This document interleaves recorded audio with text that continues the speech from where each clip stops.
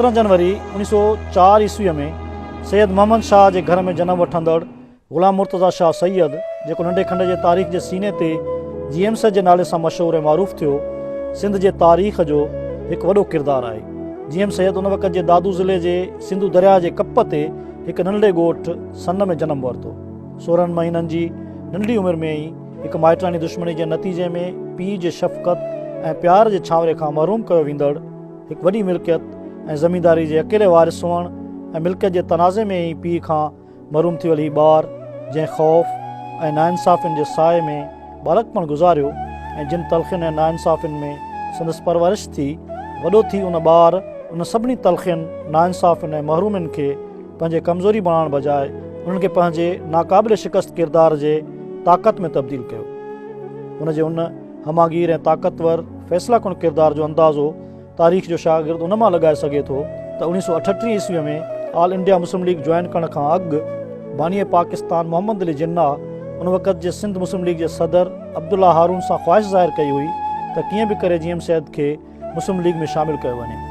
सिंध जी सियासत में GM सैयद जे सरगर्म ऐं फ़ैसिला कुन किरदार जो ई उहो नतीजो हुयो जो उन वक़्त जे गॾियल नंढे खंड जी सिर्फ़ु सिंध असेंबली उहा वाहिद असेंबली हुई जंहिं 1944 ईस्वीअ में ई पाकिस्तान जे हक़ में ठहराव पास करे छॾियो हो। पाकिस्तान ठहण जे हवाले सां सिंध जी ॿिनि हवालनि खां वॾी अहमियत हुई। नंबर 1 त जाग्राफियाई तौर ते सिंध जी पोज़ीशन अहिड़ी हुई जो हुनजो पाकिस्तान में शामिल न थियण जी सूरत में नए मुल्क जो ठहणु नामुमकिन हुयो। नंबर 2 त सिंध जे हवाले सां जिन्ना जा उहे जज़्बात हुया जेके कश्मीर बाबति नेहरू जा हुया। सिंध जनाह जो वतन हो ऐं हुन हर हाल में सिंध खे ईअं ई पाकिस्तान में शामिल करण ते घुरियो जीअं नेहरूअ कश्मीर खे हासिलु करणु पियो घुरियो। ऐं जिन्ना जी उहा ख़्वाहिश GM सैयद पारां मुस्लिम लीग जॉइन करणु ऐं सिंध अंदरि मुस्लिम लीग खे इंतिहाई सरगर्मी सां मुनज़म करण जी सूरत में पूरी थी।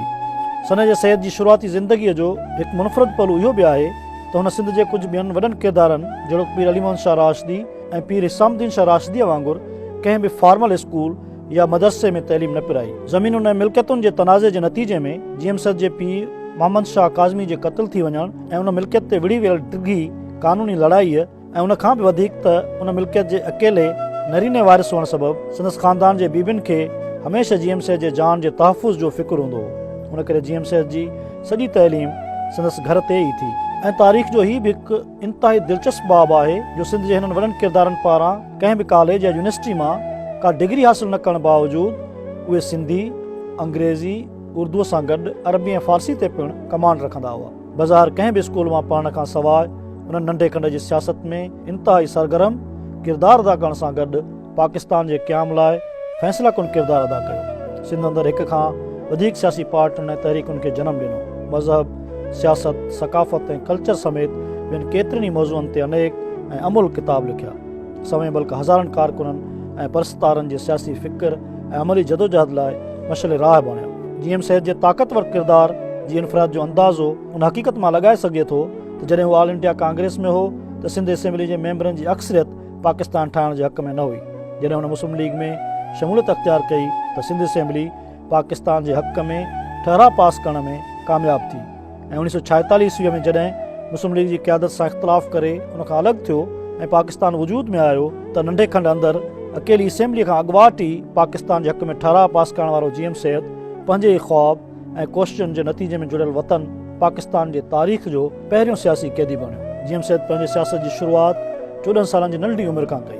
1919 ईस्वीअ में हू पंहिंजे तालके जे स्कूल बोर्ड जो चेयरमैन बणियो।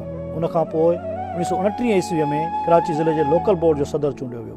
1930 ईस्वीअ में हिन सिंध हारी कॉन्फ्रेंस कोठाई ऐं हुनजो सेक्रेटरी चूंडियो वियो। 1937 ईस्वीअ में हू पहिरियों भेरो सिंध कानून सां असेंबली जो मेंबर चूंडिजी आयो ऐं 1938 ईस्वीअ में सिंध मुस्लिम लीग में शमूलियत अख़्तियार कयईं। 1940 ईस्वीअ में GM सैयद सिंध जे तइलीम खाते जो वज़ीर थियो। 1941 ईस्वीअ में हू ऑल इंडिया मुस्लिम लीग जे सेंट्रल कमेटी जो मेंबर बणियो। 1943 ईस्वीअ में सिंध मुस्लिम लीग जो सदर चूंडियो वियो ऐं सदर चूंडजण जे सिर्फ़ु 1 साल खां पोइ हू सिंध असेंबली खां पाकिस्तान जे हक़ में ठहराव पास करण में कामयाबु थी वियो। सिंध जे तारीख़ जे हिकु अहम बहादुर किरदारु हैदर सनाई जे ख़ानदान जे चश्मो चिराग GM सैयद जे सियासत जो ॿियो दौरु तॾहिं शुरू थियो जॾहिं हुन 1946 ईस्वीअ में मुस्लिम लीग तां इस्तीफ़ा ॾेई पंहिंजी अलॻि पार्टी जोड़ी जंहिंजो नालो प्रोग्रेसिव मुस्लिम लीग रखियईं। साॻे साल हू सिंध मखलूत पार्टीअ जो लीडर पिणु चूंडियो वियो। 1954 ईस्वीअ में सिंधी अदबी बोर्ड जो चेयरमैन चूंडियो वियो। 1955 में हुन पाकिस्तान नेशनल पार्टी जोड़ण वारे अमल में भरपूर किरदारु अदा कयो। 1966 ईस्वीअ में हुन बज़्म सूफ़िया सिंध जो क़याम अमल में आंदो ऐं 1969 ईस्वीअ में सिंध यूनाइटेड फ्रंट जोड़ियो। 1971 ईस्वीअ में हू मुल्क जे वफ़ाक़ी सियासत खां ॿिन्ही मायूस थी वियो ऐं हुन सिंध जे माण्हुनि जे लाइ हक़ ख़ुदि इरादियत यानी राइट ऑफ सेल्फ डिटर्मिनेशन जे मुतालबे जो ऐलान कयो ऐं उन लाइ हुन 1973 ईस्वीअ में GSN तहरीक नाले पार्टी जोड़ी। GMC जी हिन मुतनाज़ शख़्सियत ऐं सियासत जी हक़ीक़त पंहिंजी जाइ ते, पर जंहिं ॻाल्हि ते सिंध जो हर ज़ी शऊर माण्हू मुतफ़िक़ आहे उहा आहे संदसि इल्मी, फ़िक्री ऐं कलमी पोरियो। सियासत जेको जंगो जदल जो मैदान आहे उन में भरपूर ऐं सरगर्म किरदारु अदा करण खां पोइ बि हिन क़ौमपरस्त सियासतदान 65 अमीक़ ऐं ज़ख़ीम किताब लिखिया। उन्हनि किताबनि जा मौज़ू अदब खां वठी सियासत ताईं ऐं मज़हब खां वठी सक़ाफ़त ऐं कल्चर ताईं पखिड़ियल आहिनि। GMC जा कुझु मुतनाज़ किताब पंहिंजी जाइ ते, पर सन जे साईं जे सभिनी लिखणनि में मुंहिंजे पसंदि जो किताबु दयारे दिल दास्तान ऐं मुहबत आहे।